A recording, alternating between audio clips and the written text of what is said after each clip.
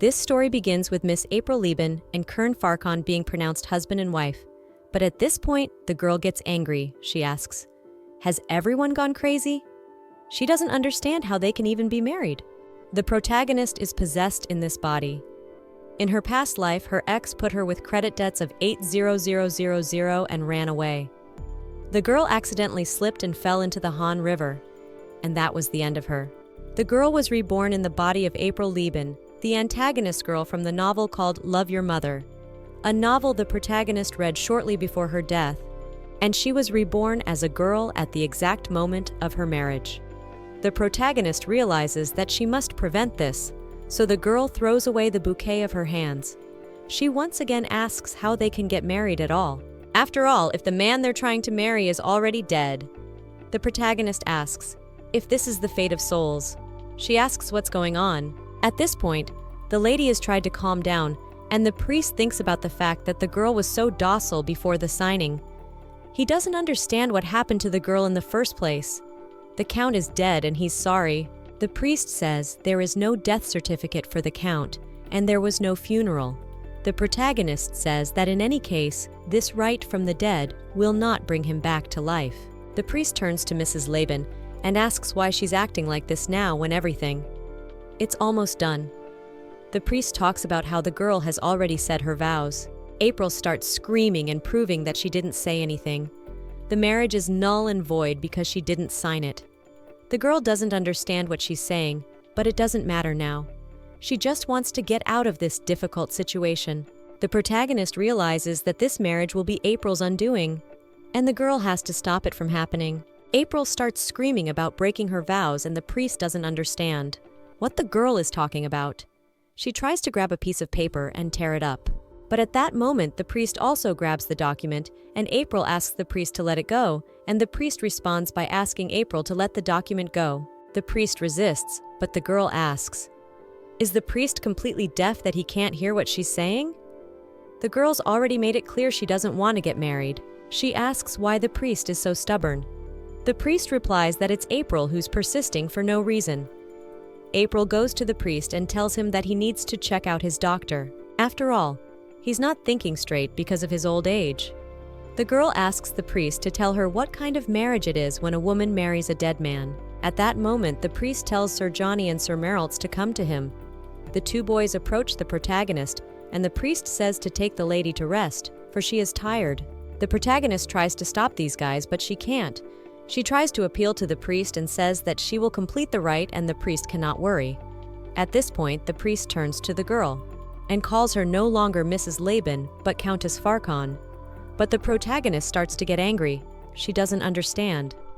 Does this old man think it's okay to joke around with her by calling her by another man's name? April is furious, and she orders the priest to give her the prenup immediately. But the priest welcomes the girl to the wedding. April doesn't know what's going on. She tries to take it from the man. That document. But the guys hold her back and April can't do anything. April thinks that she should still get that contract. I mean, this marriage, This is the kind of anger that makes a girl lose consciousness. After a while, she opens her eyes and doesn't realize where she is. The girl tries to realize how long she's been unconscious. She realizes how weak she is now. At that moment, the girl notices that a very expensive statue is standing in front of her. April asks if it's the statue that brought her to this world. After all, they are alone here, so the statue can tell her everything. The statue doesn't answer the girl. Now April thinks she's going crazy. April gets desperate and repeats that she is really going crazy. April doesn't understand why it's her. After all, the girl was just a regular office worker. She doesn't understand why she's in this body. In her previous life, April was a loan guarantor for her boyfriend, who is 8 years older than her. But the guy ran away and wrote her a pathetic messenger message saying that he knows that the protagonist will hate him for the rest of her life because he really loves her. After repeated visits from the debt collectors, the protagonist got drunk and fell into the river. And as her consciousness began to leave her, she reached for the light. April realizes she's in this place now, but the girl wonders if this is death. But it's better for her because she can start her life over without debt. But the girl thinks it would be great if she wasn't reborn in April's body. But in the novel called Love Your Mom, April's life is pretty bad. Because in the plot of this novel, April is very sold out and she is given in marriage to a dead earl. Thus, after the wedding douche, April starts dating. With many men later, she will gain a nickname in high society as the virtuoso daughter of Biscaya. However, April only loved one man, and that was the prince. But he loved only one woman, and that is his stepmother, Helena, the main character of the novel. Because they couldn't be together because Elena was married to the prince's father, Ashlot decides he beats his father. And he captures Elena and imprisons her in a castle. And April went crazy with jealousy and didn't understand why the prince would do that. She dies at the hands of Ashlot, trying to poison Elena. April thinks about how in her past life she's always been unlucky in this one. And the protagonist is glad that she got to the time when the events have not yet begun. But the girl's already been married off. And that's what she's got to deal with. Now she has to deal with it on her own. The protagonist thinks it's like a cruel joke. Suddenly she hears someone coming into her room. April asks who it is. At that moment, a priest appears. He says that April is already awake because he came to escort her with blows. April starts screaming. She asks, "Hasn't the priest been taught to knock when he enters someone else's room?" The priest notices that April seems to have gotten over it. He apologizes to his mistress for his bad intentions. After all, he was worried because mistress got sick during the ceremony. The priest says it's good that the girl is okay. April asks what the priest is after. The priest came to inform the mistress that a carriage has arrived to pick her up. April asks if Count Leben's carriage has come for her. The priest replies that it is. The carriage will take her to her father's estate. April doesn't know what to do. First of all, she has to get out of this place as fast as possible. After all, in any case, the girl will not stay here. April says it's for the best. She realizes that she doesn't have to rush to see her father-in-law, who will cheat and steal from her. After all, he's an enterprising rascal. The girl asks if the priest will escort her to the carriage. The priest replies that the girl must follow him. When they got out, April couldn't figure out where the carriage was and in what corner they parked it. A lot of girls just kill her. She doesn't get it. Did she seriously stumble no sooner or later as soon as she thought about it? She doesn't understand. Is this some kind of comedy? After all, April tripped and she feels incredible pain. April already hates this life. Suddenly, the girl starts to fall and is caught by a guy with white hair. April doesn't understand. Does the guy have a halo over his head? But after a while, she realizes that it's just the guy's hair. April thinks about how handsome this guy is. The girl's just frozen in the moment. But then the priest starts calling her. Turns out the girl was caught by the tower butler. At that moment, the girl bounces off the guy and says that it's her fault because she twisted her leg and almost fell. At this point, the girl turns around and says that they should leave. April also says that she doesn't need to be escorted because she can walk on her own. The guy who caught the main character thinks he didn't do anything indecent, but he doesn't realize it happened to the girl. Now the guy can't understand who this girl really is. After a while, the main character already approached the carriage and wanted to go inside. But at that moment, she is stopped by the priest. April asks if something's already happened. But the priest replies that he just wanted to let the girl know that she's being escorted home by the knights. April closes the doors angrily and says they can do what they want. At that moment, the carriage pulls away and they set off. Sitting in the carriage, April thinks about the carriage shaking a lot. April doesn't understand if this is an omen of what her life will be like.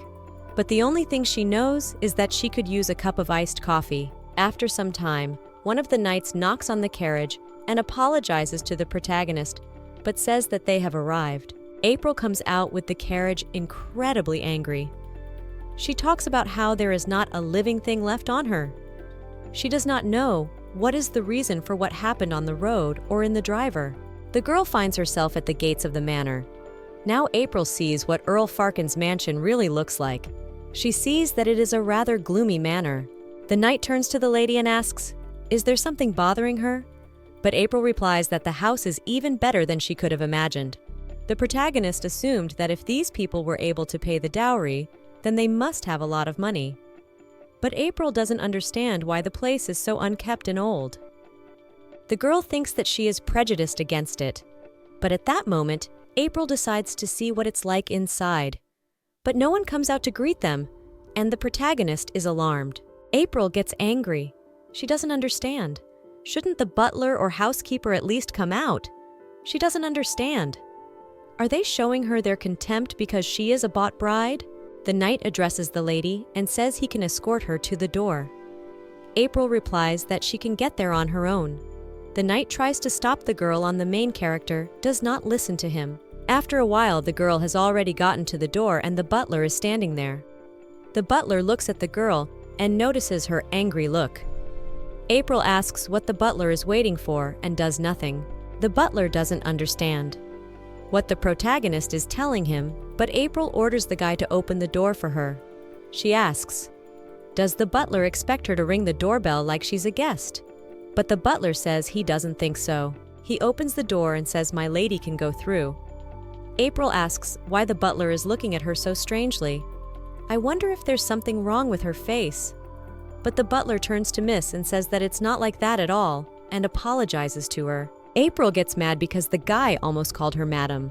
And now the girl realizes that all the servants already know who she is. She doesn't understand why none of the servants bothered to meet her. April is just desperate to be treated the way she is. The protagonist realizes she's being ignored and thought of as a fake wife. But she doesn't understand. Is she being treated like an unwanted guest in this house? April is ready to see how she will be treated. When she enters the house, all the servants are lined up. But she sees these servants turning their backs on her, and she doesn't understand. They're not even trying to hide their hostility. April decides to put them all in their place. The girl says her name is April, and from now on she is Countess Farkin. The girl decides to smile at this moment, but she can't smile because she is too angry. The girl is greeted by one of the head butlers, and he calls her madam. He says his name is Gordon, and he is the butler of the late Earl Farkin. April says that the butler was in no hurry because she'll meet them all tomorrow.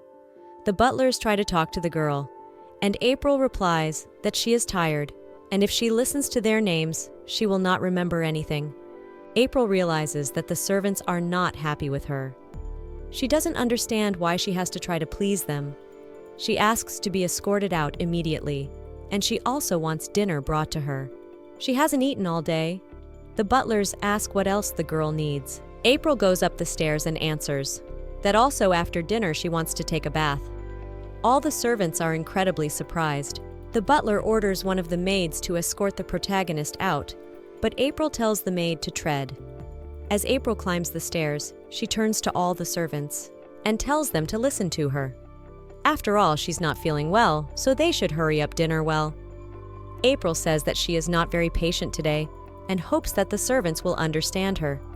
When the protagonist has already disappeared from view, the servants start discussing how they thought they were going to die from the exertion. They were all stiff for the time being. They stood.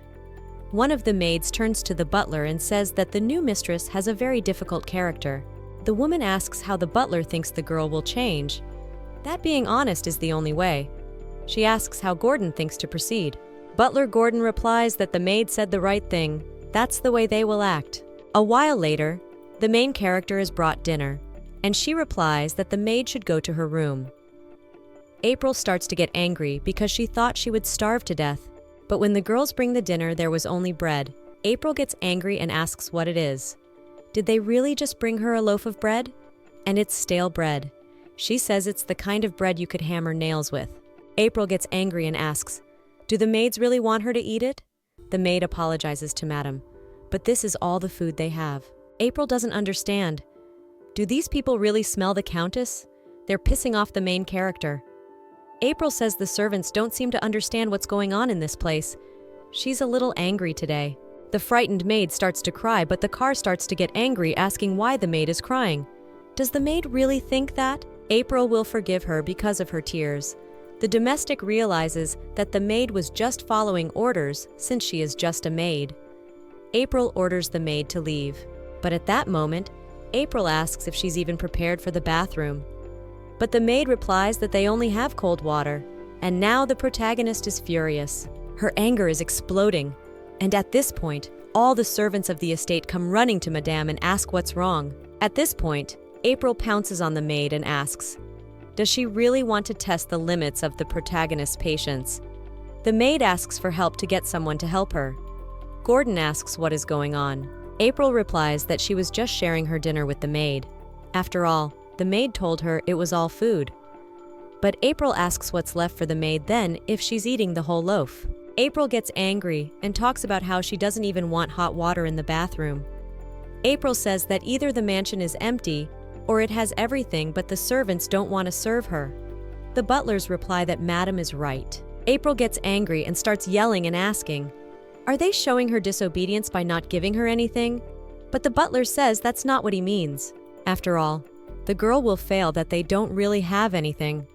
The butler orders the maid Nora to bring the ledger. After a while, this book is in the hands of the protagonist of the machine, understands why she needs this book. But when she opens the book, she does not understand what it is, because it is written only minuses. April falls. Out of desperation, she doesn't understand. Is it really, by all accounts, a debt? She doesn't realize, is it really a joke? The butler replies that it's all true. After all, the girl's debt is 823 million gold pieces. April thinks it can't be true. I mean, she didn't expect this. I can't believe she has such a huge debt here too. She's just desperate. The girl lies on her bed and can't sleep a wink. She's been up all night and she's got huge circles under her eyes. April didn't sleep because she expected to have some luxury in her life. But instead, she can't get into this world and do something about it. April is in debt again. April gets angry and says that this fake marriage is cursed. The girl must immediately divorce. But at that moment, the maid Nora turns to the protagonist. The maid apologizes for distracting the young mistress. The maid says that she should at least now introduce herself to the young mistress.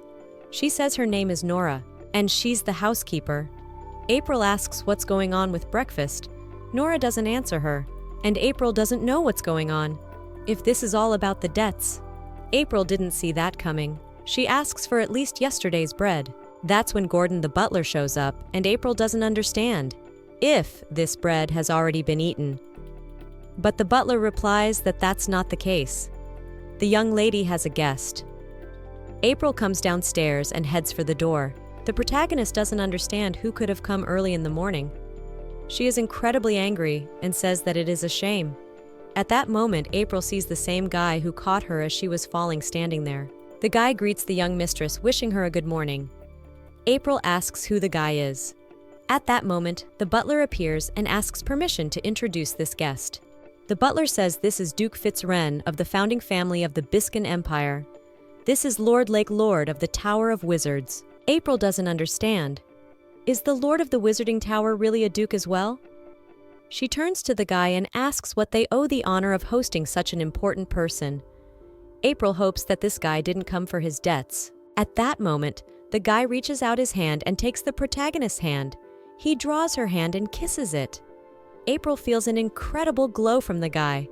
The girl doesn't understand. Is she imagining it?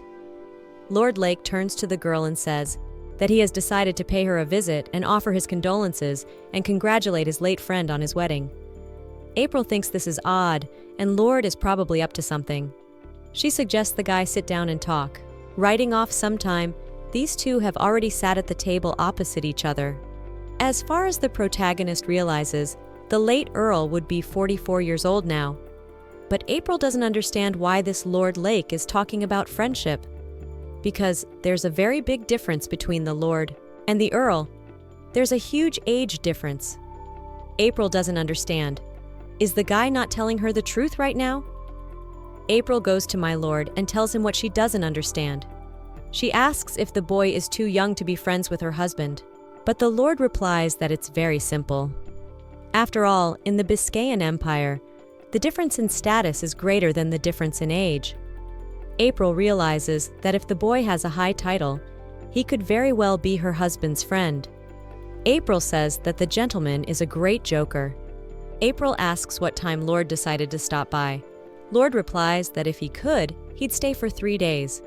After all, he also needs to pick up some of his things at the place. Surprised, April starts to look at the butler, and she doesn't understand what things the butler has on Gordon. Gordon has no idea either. April realizes that if Gordon doesn't know, then she doesn't understand if it means that Lord bought something from the Earl. But the protagonist doesn't know what Lord wants to take. The girl assumes she can just kick the guy out the door. The girl is sorry, but she says that's impossible. Lord asks why that is, but April replies that she would love to have guests, but she has no food at all, and she won't be able to host him as befits his status. She asks that Lord come back later. Lake gets angry. He talks about this being the Earl's estate. He asks, does the lady mean to tell him that she refuses him on the grounds of poverty alone? The girl calls her butler and tells him to bring her a book with all the debts. April says the Lord should just look at it because their debt is too great. That's why April can't accept it. The girl apologizes again and asks to be understood. At this moment, Lord Lake is thinking about what to do because he needs to find it, no matter what.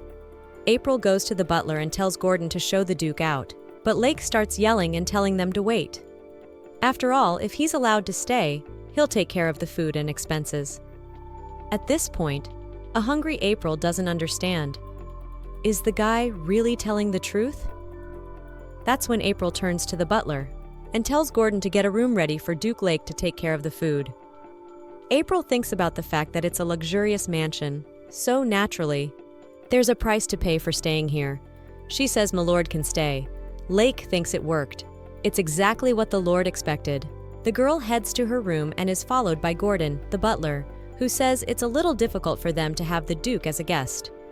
Word could get out about the lady, and the butler strongly advises against it. April replies that when there's nothing to eat at home, there's nothing to eat. Any offer of food should be met with gratitude and help.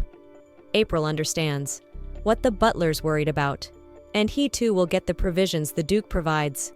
They're living on a livelihood, and they'll have something to eat. The butler asks, is that really the only reason Madame agreed so quickly? But April realizes that for them Koreans, food is life, and the Duke has a lot of money and won't let it go. At this moment suddenly appears a maid who turns to Madame and says that the Duke has already set the table and asked to call. Mrs. April does not understand. Does she? This is all really true, she asks. Has the Duke already brought food? April asks for the butler to wait a bit. She asks how many minutes ago the butler escorted the Duke to his room. The butler replies that he did it about 10 minutes ago. April doesn't understand. It's not true. She hopes the Duke didn't do it all in a hurry. The protagonist is a little concerned, but the Duke must have gotten a good chef to do it. After all, he didn't cook it all himself. The girl knocks on the Duke's kitchen door and tells him she's here. Duke Lake tells Madame to make herself comfortable. The girl sees that there is a huge table already set. She doesn't see any food. She asks how she is to understand it, but Duke Lake tells Madame to sit down. He helps her to a chair. The girl thanks the guy. April doesn't understand. Is the guy trying to trick her with his handsome face? But the girl would never let that happen. April says it looks like the Duke didn't keep his promise. April starts screaming and asking, "Where's the food?" The terrified Duke doesn't know what's going on. At this point, he starts laughing. April doesn't realize what she said that was so funny. The Duke apologizes. It's just that the mistress made a very nice face. That's why it made him laugh. But the Duke hasn't forgotten his promise. He tells Madame to just look. At that moment, the guy snaps his fingers. April doesn't know what's going on. She says it's adorable, for at that moment, a huge amount of different food appears on the table. April thinks about the fact that while she's looking away, and yes, it's already on the table. April's ready to freak out at how much food is around. She wonders how the Duke did it. I mean, the food looks exquisite. The Duke replies that it's no problem for magicians to create luxury out of nothing. He says it's as if the lady has seen magic for the first time in her life. The Duke says the childlike delight in Madame's eyes is very sweet. But April realizes it's actually the first time she's seen magic. It's food created with magic, so April can't imagine what it tastes like. But when she tastes just one bite, she realizes that it's truly cosmic delicious. The Duke is pleased that the young lady appreciates his creation, and he says that if the mistress has any requests, she can just tell him and he'll do it. April doesn't realize what kind of mistress she is if she doesn't feed her staff. She tells the Duke to send food to the hall, where her servants are. Duke Lake closes his eyes and remains silent. April turns to the Duke, but at that moment, the Duke replies that it's done and the food is already on the table. April replies that the guy didn't do anything, but Lake replies that he cast a spell. She doesn't know if the guy is telling the truth, but in the meantime, there is a huge amount of food in the hall, and the servants are all incredibly happy. After all, they have not eaten such goodies for a long time. The Duke turns to the mistress and says it's a pity April won't see how the servants eat. The Duke turns to the sovereigns, does not ask, and calls for coffee. April asks, "Can the coffee be made with ice?" April realizes that it would be wonderful if the Duke could do such a thing. But the Duke replies that it's no big deal, and he begins to work his magic on the cup. At that moment, coffee appears in front of the girl, and April starts to drink it. She feels how delicious it is. The girl is incredibly surprised. She thinks that this guy is just a treasure. If this guy wasn't Duke, she would hire him to be her food vending machine. April realizes she has to. It's okay to dream, because she doesn't have any money anyway. That's when the butler shows up and April sees that Gordon is there. She sees that they're having a feast because his mouth is full of crumbs. At that moment, Gordon says that there's been a big accident. April wonders what happened, but at that moment the butler replies that the Grand Countess has come to visit. April doesn't understand. Is it her mother-in-law who has come to visit her? She didn't even show up at their wedding. April doesn't understand why the Countess is suddenly here. April realizes she needs to greet her mother-in-law. April gets up from the table and says she has to leave. Duke can go up to his room and rest after the meal. The girl comes out of the dining room and tells Gordon, the butler, to let her mistress in. April doesn't know why the Countess came to this place, but eating here is a command April will not allow. April goes to the butler and asks what Gordon knows about the Grand Countess. Gordon tells her that the Grand Countess is a better dresser than the young ladies. She grew up in a wealthy family. April doesn't understand what the butler is talking about because, according to him, the only thing April sees is a taste for luxury. The butler says that's the point. After all, the girl owes most of her debts to this Countess. April doesn't understand. Is it really true? April doesn't understand. Has the Countess really come to dish out more? At this point, the Countess appears in front of the protagonist and tells April to be kind and pay her debts. April realizes that this is the case. The Countess holds out more to the protagonist. Even though this is the first time they see each other, the Countess asks the girl to be a good daughter-in-law and do what she has to do. April starts to get angry. She doesn't understand why they have so many debts. After all, the main character has so many debts. And then her mother-in-law shows up to throw in some more. April realizes there's no way she's doing this. April replies that she's not willing to pay for it. She asks her dear mother-in-law to tell her to be nice, why she should pay her anything. The Countess begins to shout. She asks, has the girl gone completely mad? After all, she should be a good daughter-in-law to obey her. The Countess asks what the protagonist is doing, but April replies that she's crazy. Didn't the Countess know that before? I mean, the Countess has to think for herself, because a woman who's in her right mind wouldn't marry a dead man. And if the Countess understands what the protagonist is talking about, she should leave. The Countess doesn't understand what's going on, but after a while, April realizes it worked. All she had to do was act crazy. If you show that a person is insane, they'll be treated with care. After all, the Countess is a long way from the protagonist. April lived in Korea in her previous life, and she is used to being around a lot of morons. The Countess asks why her lovely daughter-in-law is doing this to her. After all, the Countess has already taken care of her and brought her 5 men. April doesn't understand. Did they really bring 5 men for her? April doesn't understand what the Countess is talking about. At that moment, 5 different men come out of the carriage and the Countess says that April can choose any of them. But April doesn't understand why she has to do this. She's not sure if she's being brought servants. But the Countess says she doesn't care which of these guys April chooses. She won't have any problems in the future. They all look like the Count. In the novel, the late Earl Kern Farquhar was described as a dark-haired, brown-eyed man. Now the protagonist realizes that the Grand Countess used the protagonist to give birth to a child who would receive the Count's entire inheritance and his debts. So she turned April into a harlot. April starts laughing, but the Countess doesn't understand why the protagonist is laughing. April replies that it's incredibly funny. She asks why her mom brought those boys to her. She asks if some of the boys have arrived. After all, it has to be kept a secret. April asks, did the Countess have the foresight to execute the other 4 after she makes her choice? The guys get mad, they ask, is it really true? But April tells them not to move because she has to get a good look. She wonders aloud who she's going to choose, and the guys get even more scared because they don't want to die. These guys start running away, and the Countess doesn't realize what's going on. April asks if the Countess wants to continue. The Countess replies that they have to talk later. She turns around and walks away. April asks, is the Countess really going to stay with her? At this point, the butler turns to the main character and whispers something in her ear. April replies that she understands. The Countess thought it was easy to control a commoner beggar, but now it's a problem for her. The Countess will stay here for a while, and then she'll decide what to do. At that moment, she notices that her luggage is being loaded, and the Countess starts to run and ask what they're doing. She asks for her things to be handed over immediately. April asks what the mistress wanted. Did she really want to sling mud at her and stay as a guest for free? April sold everything, with the proceeds.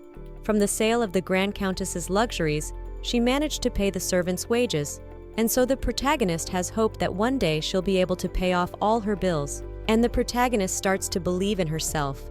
She has to do it all. The Count watches the young mistress, and he realizes that the protagonist is an amazing woman. The maids rejoice that Madame has paid them all the delayed wages, and the maid says that it is a miracle. After all, they were never paid everything even when Lord Farquhar was alive. The maid asks the butler, can she really go home with such a sum? At that moment, the protagonist appears. She says that the maid is in good spirits today. She's glad the maid butler and the butler are together in this place because she wants them, and to ask for something. The maids are willing to do anything the young mistress asks of them. April doesn't understand what's going on with the maids. I mean, they're incredibly enthusiastic, and April realizes that her request is this. She asks that the seal of House Farquhar be found for her. After all, today the protagonist managed to knock her mother-in-law's socks off, but that was just her luck. After all, if the Countess thinks of hiring thieves to steal the family seal, she will make more documents and drown the lesser protagonist in debt. April says that's why she needs the seal to hide it safely. After all, if they, for example, put it in a safe and buried it somewhere, the Countess would never know where to look. Butler Gordon says it's a great plan. But at this point, April doesn't understand why the butler is hiding his eyes. The butler replies that no one knows where the seal really is, because Count Farquhar never revealed the location of the seal to anyone before he died, and they need to turn the place upside down to find it. April orders the servants to listen to her carefully, because she realizes they're on a break. It's recess, but the protagonist has an urgent matter. The servants are ready to do whatever Madame says. At that moment, the protagonist turns to the butler, and Gordon hands the protagonist a piece of paper. April shows it to the servants and says that Gordon has kindly drawn what the family seal looks like. But, to the servants, this picture looks like a sea cucumber or a bathtub. But one of the maids starts yelling about how beautifully the butler painted it. The maid asks why they're actually ordering them to do it. April says, it's for the purpose, so the servants can find the seal, because they have to find it as soon as possible. And the protagonist gives the servants only 3 hours to find it. April announces that the time is up, and the servants start to scatter. They listen to what the young mistress, by the young mistress. The servants scurried around the manor like so many rats, scrutinizing every nook and cranny. But the seal could not be found. The maid goes to Madame and suggests that the seal has long been stolen, and that this is the cause of the ever-increasing debts. April realizes that this makes sense, because she would like to order them to continue the search, but it's too late, and to mercilessly export the staff, which is a violation of work ethics. April replies that she's thinking about getting this done for the day. April realizes that she'll have to search on her own. The main character seems tired from running around so much today. She feels her legs feel like cotton, and the protagonist feels she's not feeling well. As April is walking down the corridor, suddenly her candle falls out of her hand.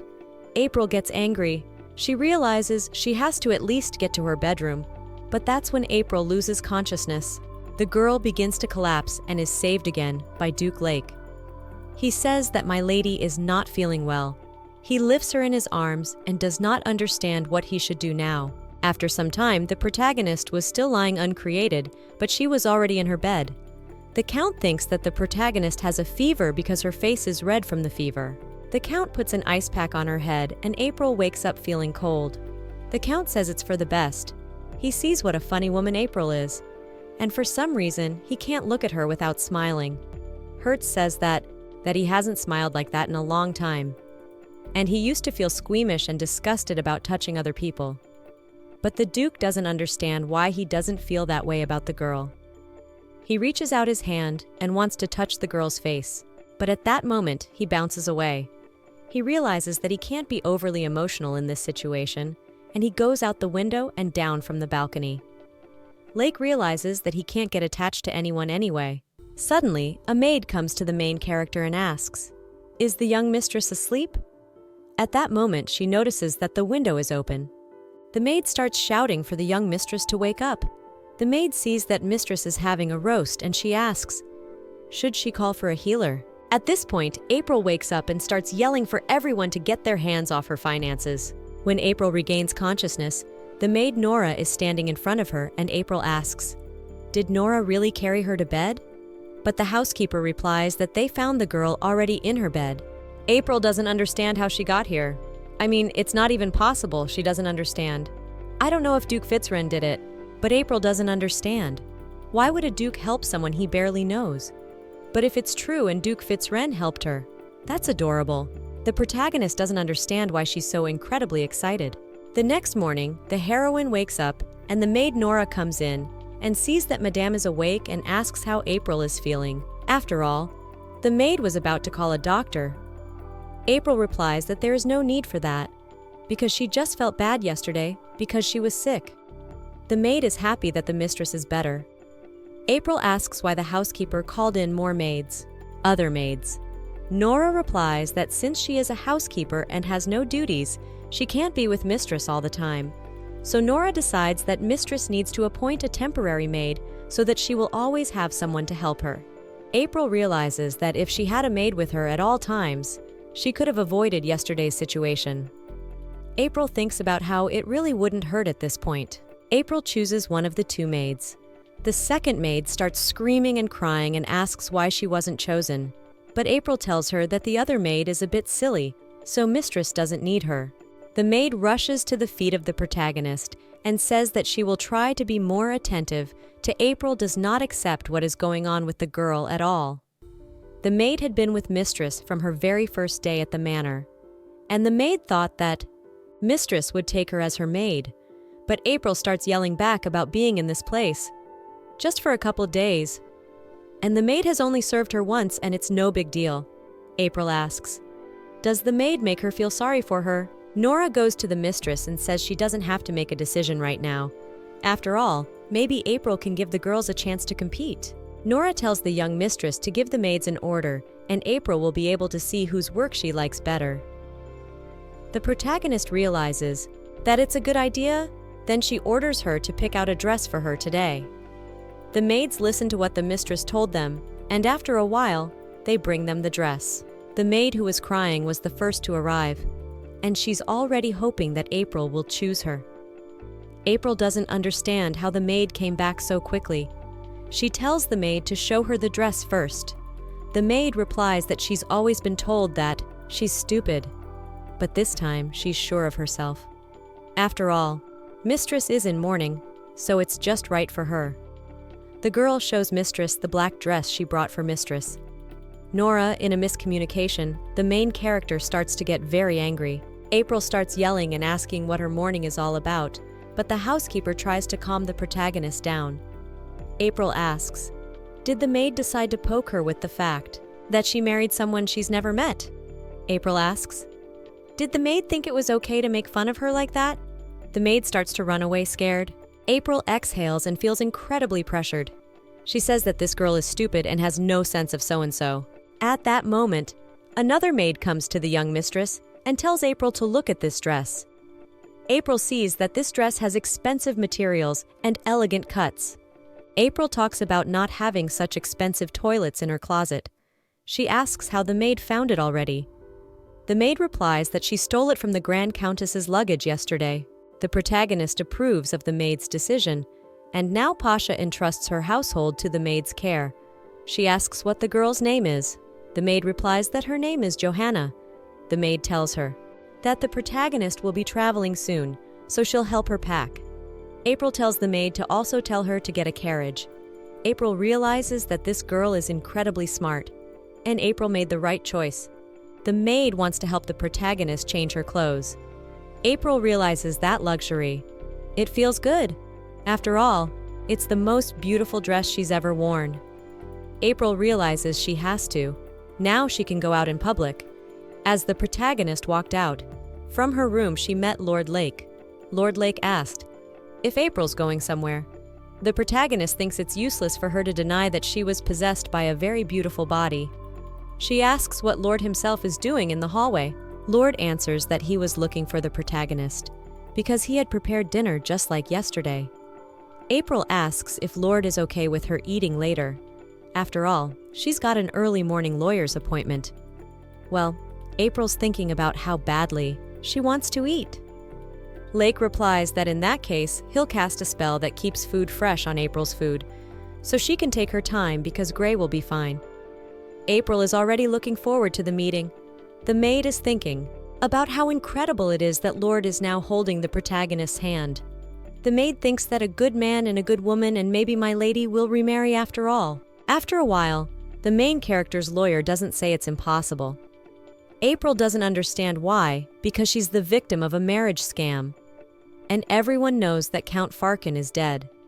And everyone also knows that he didn't want to get married until the appointed day. Nevertheless, his relatives won an application to register the marriage, and after his death, forced the marriage on the girl. The lawyer answers that these are informal marriages he does not have to this dispute, but the lawyer is afraid that there is no basis to dissolve it because all legal requirements have been met. April doesn't understand how all the requirements are met. The lawyer says that there is still no death certificate for Count Farkin, so on paper he is still alive and eligible. April falls to the ground exhausted. She says it's a curse and she knew it. April asks, can't she get a divorce? But the lawyer says the girl can only do it if there's a reason. April asks him animatedly what those reasons might be. The lawyer answers something like misconduct on the part of the spouse or his relatives, like inflicting grievous bodily harm. April doesn't understand. Does that mean she has to be beaten to a pulp by her mother-in-law to get a divorce? April is furious. She doesn't understand what these stupid laws are. April realizes it's unbelievable because she thought she could get divorced and get out of debt. But a visit to a lawyer didn't help her, and the debt still hangs over the girl. April's disappointed. But at that moment, a girl comes to April and tells her not to let the madam down, because the laws can change. If they are already in this place, they can go shopping. April doesn't understand how they can go shopping without money. The girl realizes that April is in a bad mood, she better hide from Madame's eyes.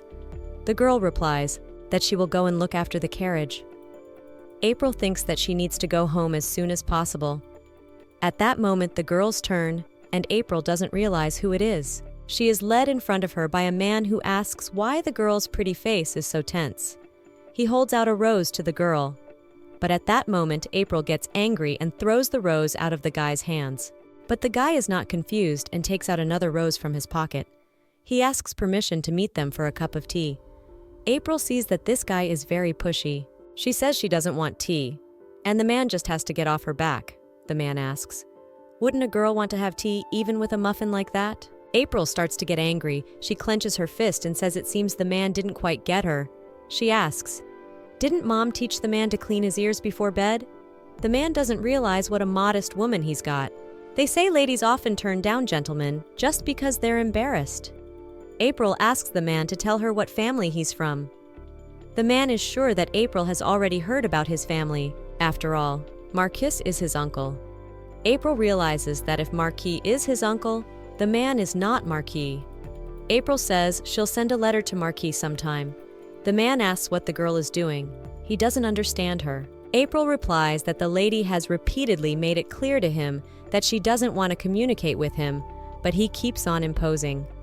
The protagonist wonders how Marquis would feel about such behavior from his nephew. April suggests that the man is stupidly well-mannered.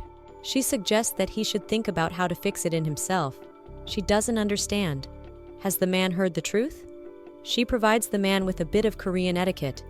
The man becomes angry at this point.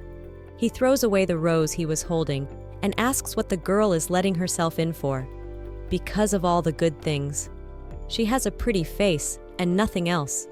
April asks, is it the face that attracted the man to her?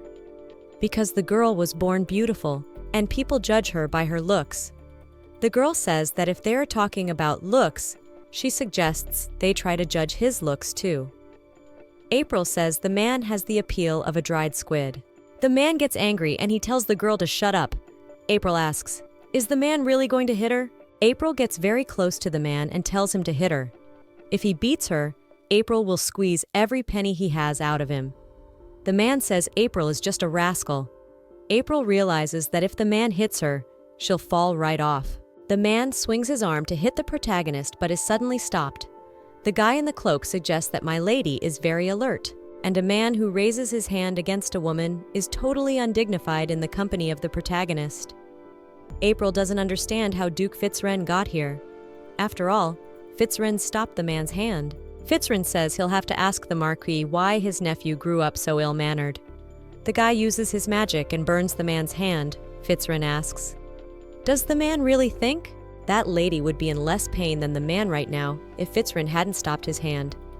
The man starts to apologize and he asks for Fitzren to let him go.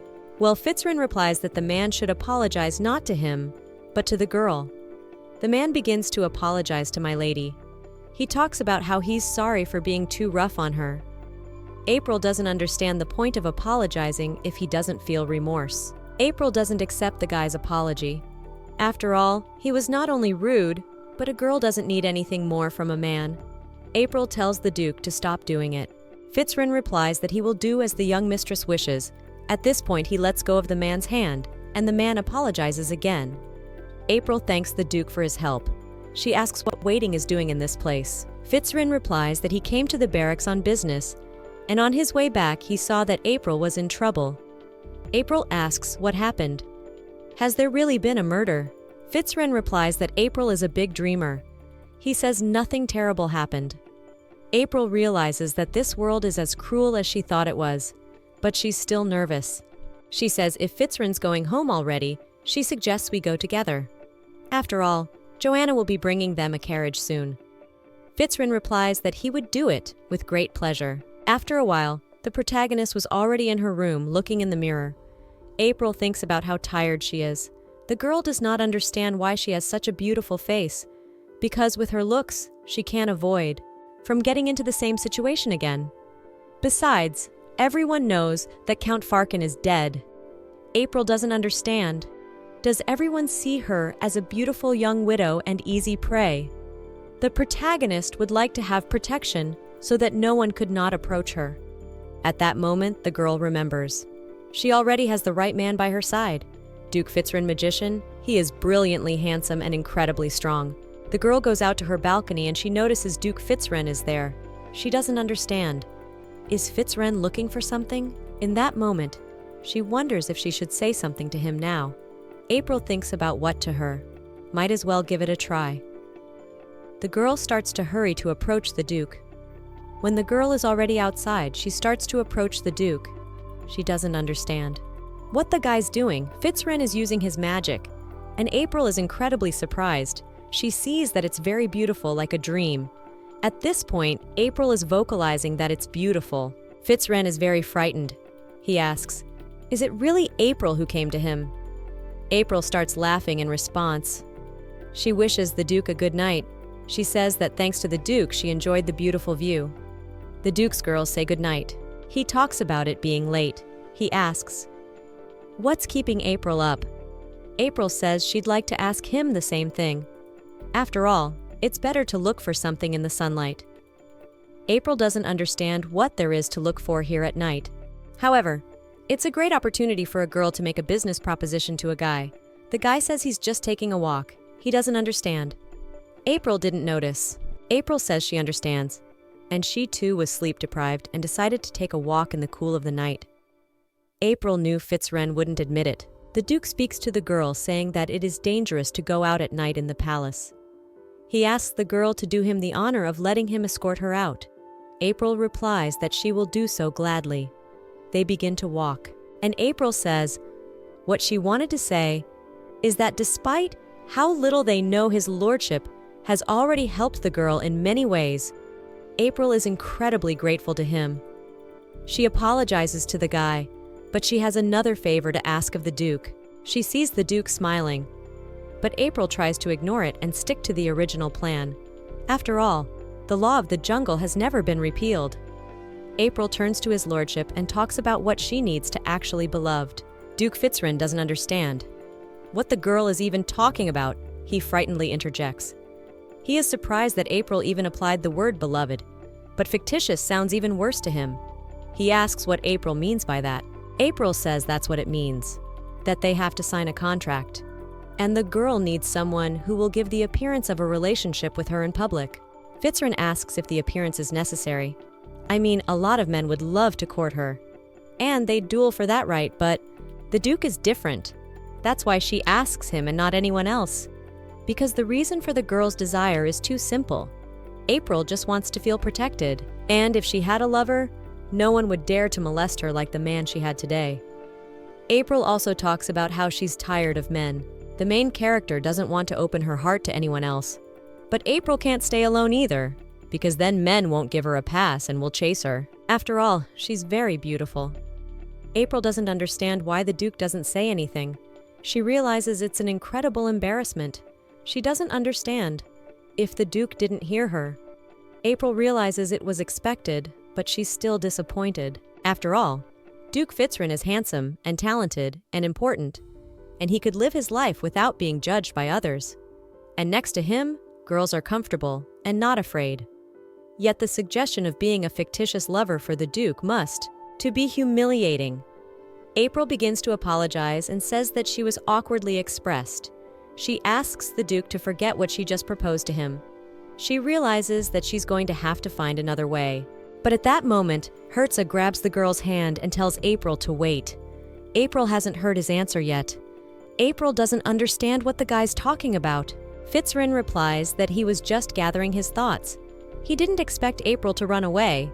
The Duke accepts the girl's proposal, and April is incredibly surprised. She tells the Duke that she is honored.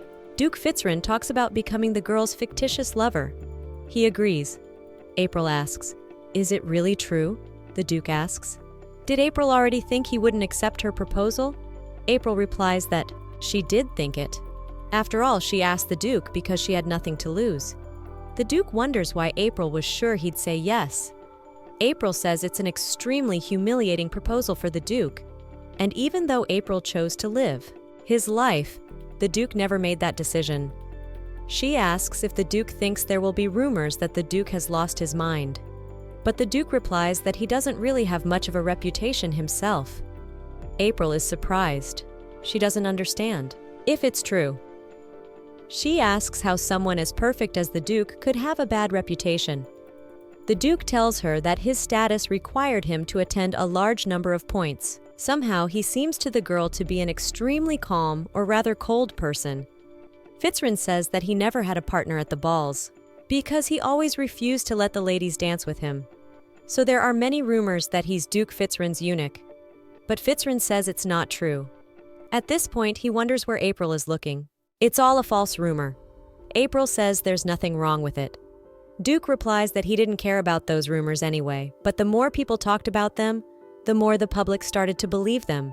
Duke realizes that the only way to disprove this rumor isn't very convenient. April realizes it's true. The Duke says that's why he thought the girl's offer would help him too. Because if people knew he had a lover, it would dispel old rumors. April replies that it's better for people to gossip that the Duke has a lover than to assume he's a eunuch.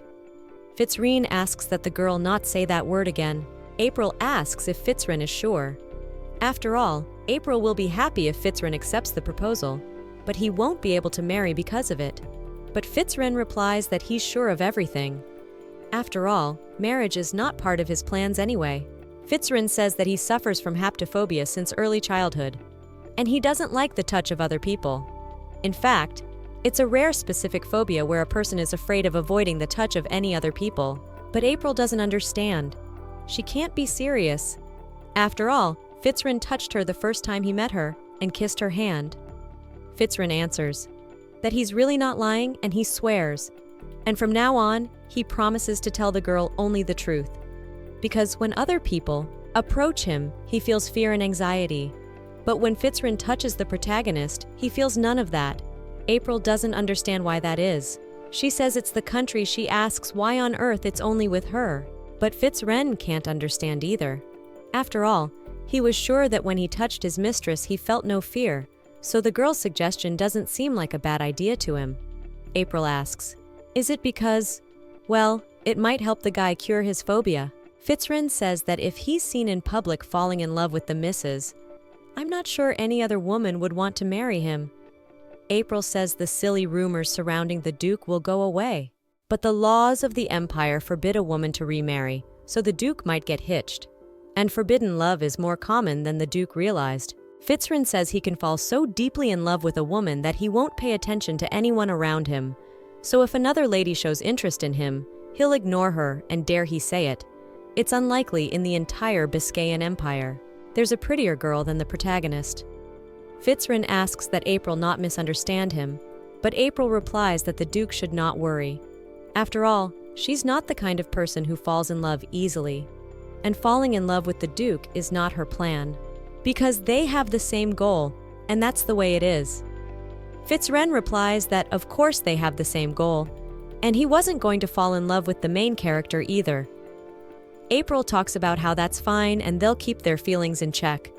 But the main character really didn't expect Fitzren to accept her proposal and turn down the opportunity to get married. April asks, wouldn't the elder Duke say something against it? She asks if there is another heir, but Fitzren replies that the title of Duke is passed down from generation to generation, and there are no other heirs. April asks why Fitzren won't marry.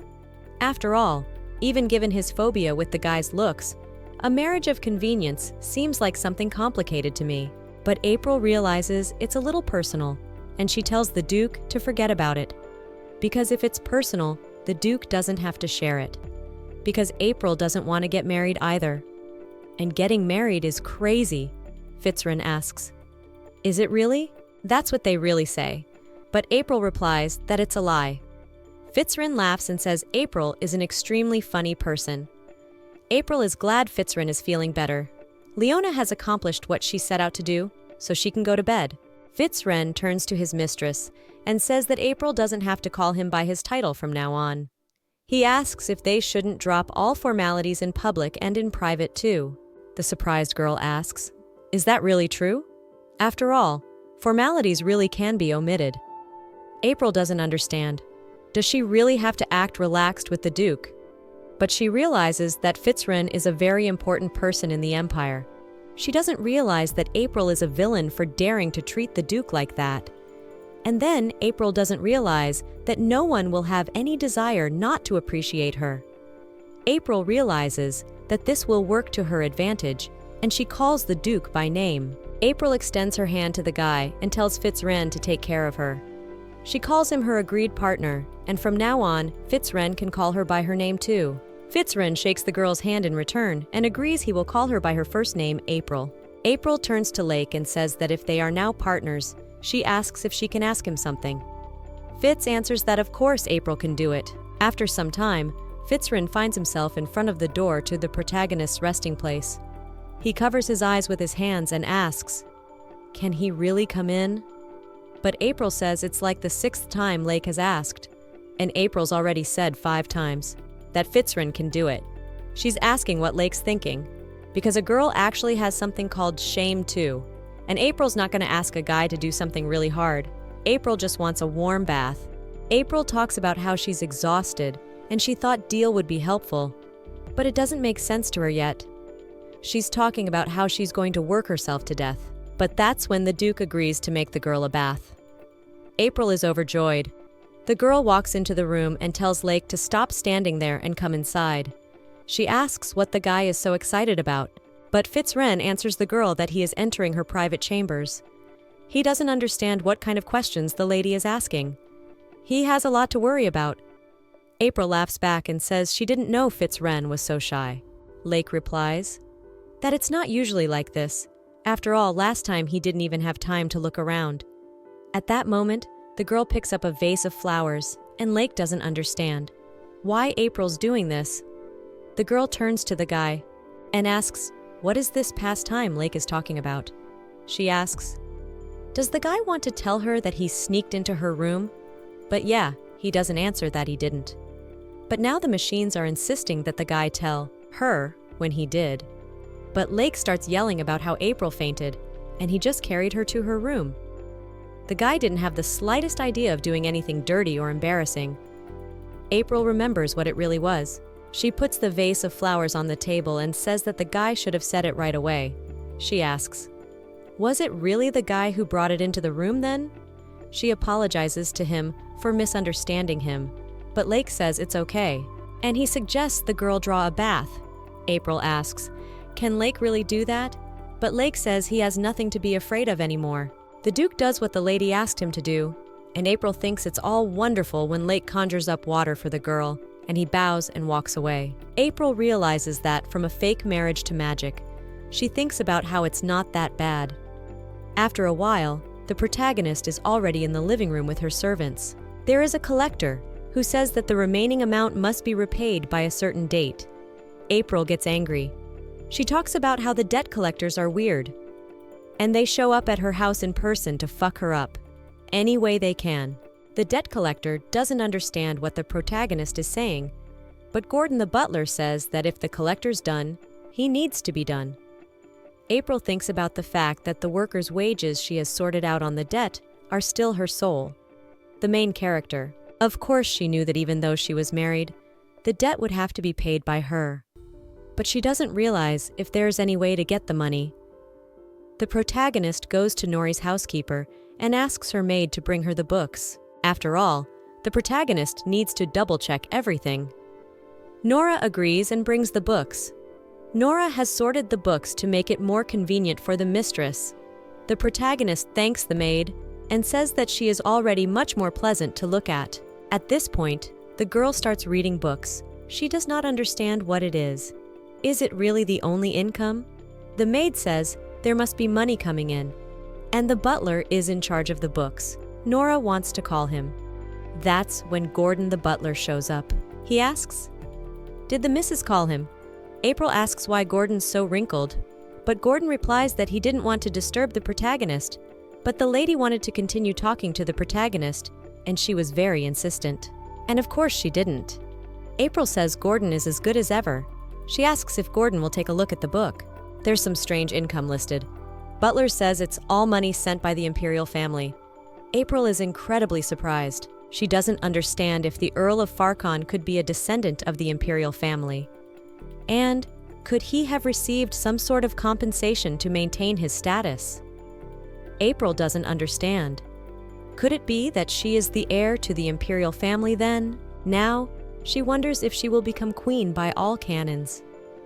Butler, shattering all the dreams of the girl, answers that it is not quite so. After all, the Duke is definitely not related to the imperial family, and the butler doesn't know what that money is. April suggests that if it's not a salary, it could be a pension, and it seems to have been coming in for a long time. April asks if she can keep it from now on. Butler says he doesn't want to make a premature assumption, but that's hardly possible. After all, he has tried to find out the details, but he has not been contacted since the Count's death. April doesn't understand. Could it be that after Kieran's death, the connection was cut off? The protagonist needs to find out more. At this point, she asks how the search is going. She asks if the butler remembers his family seal. The servant tells her that they have searched every place in the Count's study and his chambers, but have not found her. April doesn't understand where the Count could have hidden such an important item. She tells the servants to keep looking, and she will leave Joanna for a while. April thinks she needs to buy a new dress. After some time, the main character set off in her carriage, and when the carriage stopped, the girls from outside were watching the carriage. They said that it is an incredible carriage, and it is the coat of arms of the Fitzwren family. They're amazed that there's a girl inside. The carriage is a girl.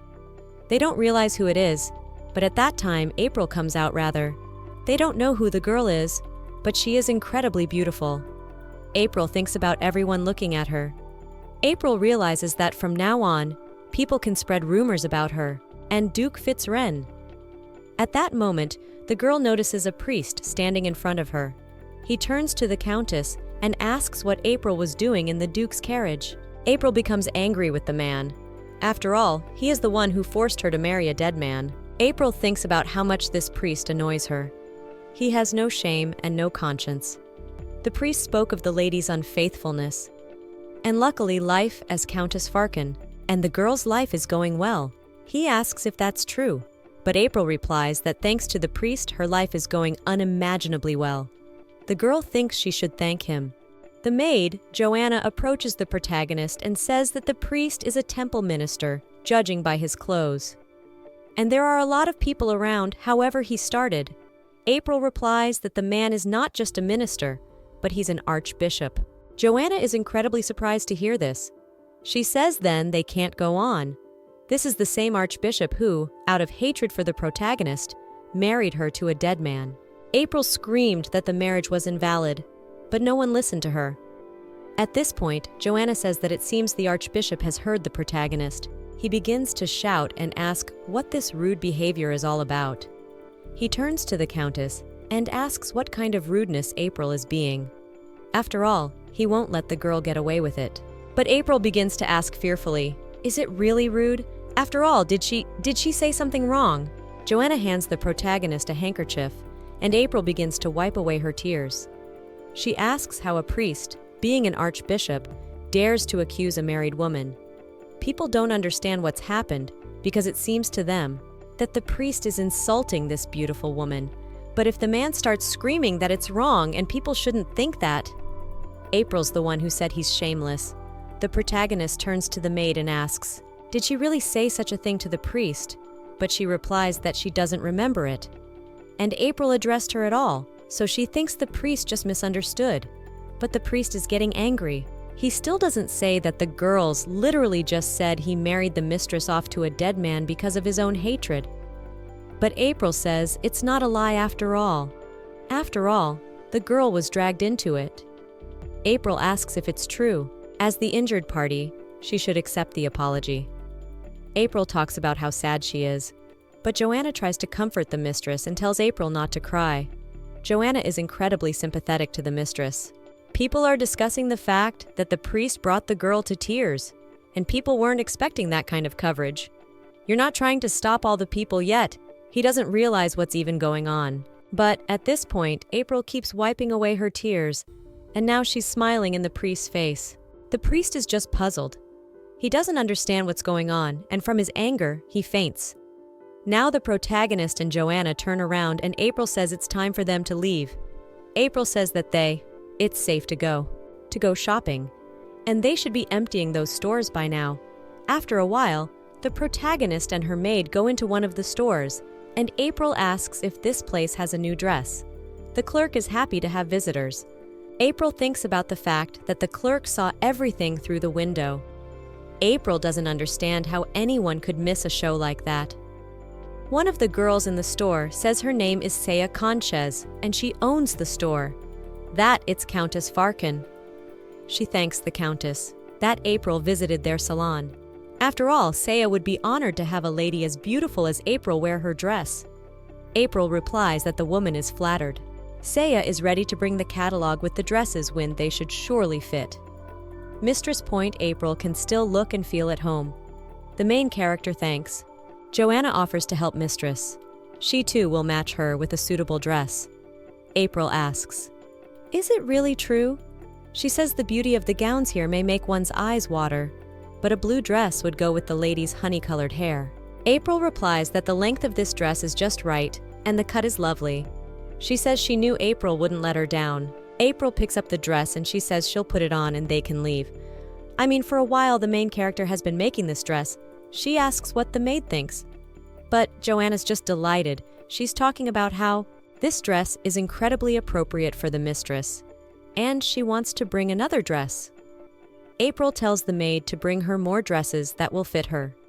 Joanna agrees and says that April will be worthy of the best dress in the capital. At that moment, the protagonist hears the girl asking her mother, "Where are they going to stay now?" April doesn't realize what's going on. She looks in and sees a girl crying. They've been kicked out of their uncle's house. And the girl even managed to tell her friends that she'd be making her debut in the capital. But now she's not getting any of that.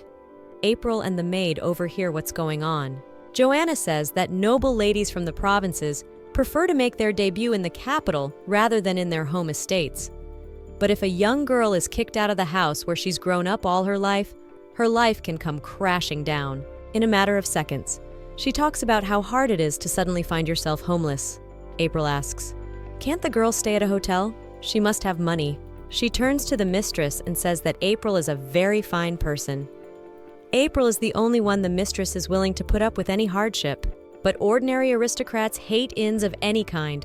Besides, if someone dares to propose to a lady in an inn like this, that's the worst thing that could happen. What could happen? The crying girl says that the debut is a once-in-a-lifetime opportunity she can't miss.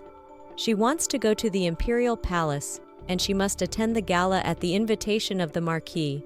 Her mother replies that they can't rent a house in the capital. She doesn't understand why there are no guests, not so much for the aristocrats. At this point, April turns to the maid and tells her that they can make some money. April knocks on the girl's room and apologizes because she overheard them talking. And April thinks she can do something to help them. The girls ask what the main character needs. But April knows she's being insensitive and asks them to forgive her. However, when April hears their story, she feels sorry for the girls and wants to help. The crying girl asks, "Is the main character really an angel?" But the mother tries to bring her daughter to her senses. The girl turns to the mother and says that such a kind lady offers them her help. They must listen to her. The mother replies that they cannot trust someone they're seeing for the first time. April is surprised, and mother decides to listen once. April talks about how she recently started a new business called a hotel. The girls are incredibly surprised. April tells them that the hotel is filled with aristocrats who have no place to stay in the capital can live for a while and socialize with each other while taking advantage of the best service. Of course, given that it's a place exclusively for aristocrats, they're doing just fine. After all, Gordon is the head guard of the estate. April says that it is natural to find a good match in the course of socializing. The girls are incredibly surprised. A crying girl asks, will she really be able to find her eternal love? But April replies that she never said that. Now the girl goes to her mother and offers to stay at Farcon Manor. After all, she thinks it's a nice place. Her mother replies that the conditions are not bad, but she decides to accept. April can already feel the coins ringing in her purse. She says that if the girls are their first guests, she will give them a 50% discount. At this point, the woman shakes the girl's hand and asks them, when can they stop by? April answers that they can do it even next week, and now they want to see each other as soon as possible. At this point, the maid, Joanna, comes up to the mistress and says that it's amazing how April easily persuaded a woman she didn't know. April replies that people go crazy when they hear the word special for them or exclusive. But Joanna doesn't realize if they can really run a separate business. I mean, it's still one of the best services, like the missus said. To be honest, April realizes that it can be quite difficult since they have few employees on the estate. April asks if they can hire new people. But now April realizes there's no point. After all, they're using the rotation method. Joanna is incredibly surprised at what April is talking about. April tells her that the food at their hotel is prepared by Lake's best chef, and the guests will be so mesmerized by the guy's activities that they won't notice the hotel's shortage. And by introducing massage, yoga, and similar activities from their staff into the daily program, they'll give guests better service.